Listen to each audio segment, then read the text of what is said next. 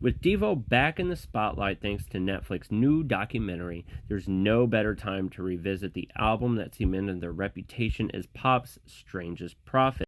Freedom of Choice, released in 1980, the album captures Devo at the crossroads of punk's collapse, disco's domination, and the looming dawn of MTV, a cultural moment they seemed uniquely engineered to soundtrack. From the opening blast of Girl You Want, it's clear Devo had sharpened their sound into something sleeker, shinier, and more aerodynamic. The jagged guitars of Q, Are We Not Men, give way to tightly wound synth hooks, robotic rhythms, and melodies that warn into your brain like subliminal advertising.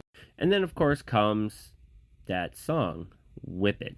What was once dismissed as a novelty single now plays like an accidental thesis statement. Absurdist humor wrapped in a beat so tight that it could run forever on a conveyor belt.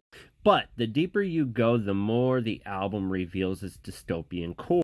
Gates of Steel is a rally cry against conformity disguised as a new wave dance anthem. And then the title track, Freedom of Choice, warns of consumerism, false promises with the kind of eerie foresight that feels even sharper today.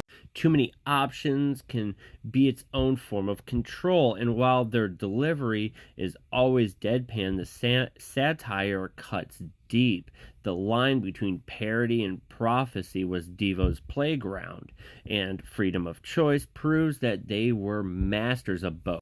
What makes the album so endearing isn't just its kitsch value or its role of launching Devo into the mainstream. It's that beneath the yellow jumpsuits, the energy domes, and the absurdist posturing lies a band that genuinely understood how technology, culture, and human behavior were mutating. They weren't just making quirky synth punk music. They were holding up a funhouse mirror to society, and scarily enough, the reflection looks more accurate now than it did in the 1980s. And one thing to add is that this documentary really shows that Devo was way ahead of their time. They were just, again, they were prophets in this type of stuff, and they really, talk about that in the documentary. Devo has always been a band people either get or they don't. But if the new documentary sparks curiosity, Freedom of Choice is the perfect entry point. It's the moment where Devo turned their cracked philosophy of de-evolution into pop music so sharp that it could make you dance and think at the same time. And really, how many bands can claim that, right? So in conclusion, Freedom of Choice isn't just an album, it's a manifesto disguised as a party.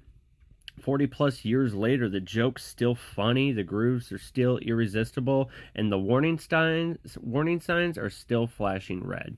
So check out this album, and again, don't forget to check out the documentary on Netflix out right now. It's pretty amazing.